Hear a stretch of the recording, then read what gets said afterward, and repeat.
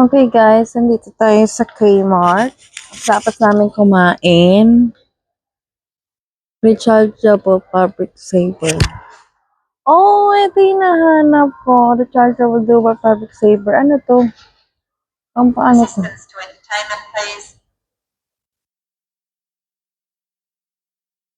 Ano to?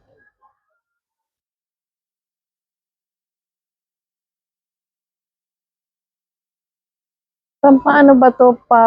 Fabric saver. Meron din siya nito. Rechargeable fabric saver. Ano yan?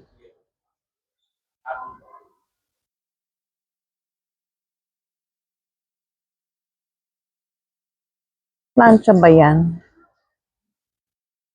So, nandito tayo sa Kmart. Tingin ng mga anik-anik na mabibili. Ayan. Ceramic.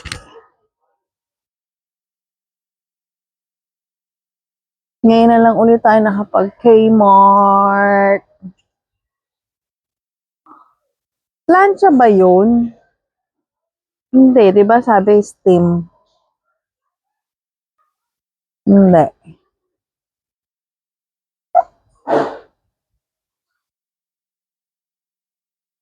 Tingin tayo ng mabibili.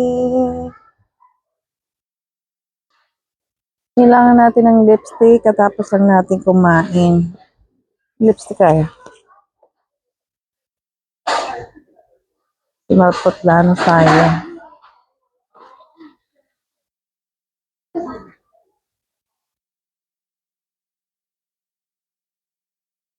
Gamit natin ang ating mic. Nadidinig niya ba ako? Andito naman tayo sa ating vacuum. Pero kakabili lang natin ng vacuum.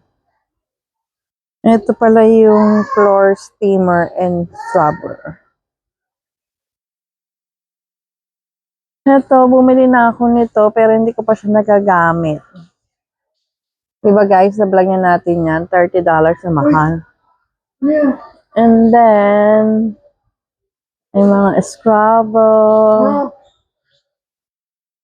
Yan! Ito guys, ang kailangan natin sa Kmart. Ito sa 50 cents lang.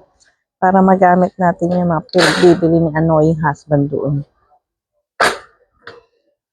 Tingin tayo guys. Marami na rin mabibiling vacuum dito.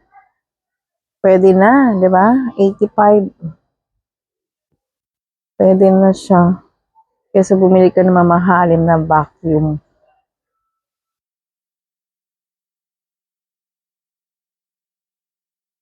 Ay, ito.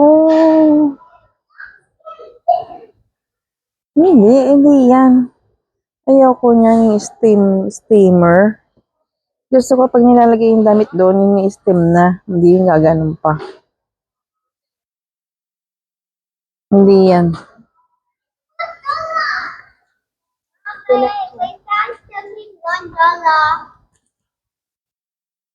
Mama, may fan selling $1.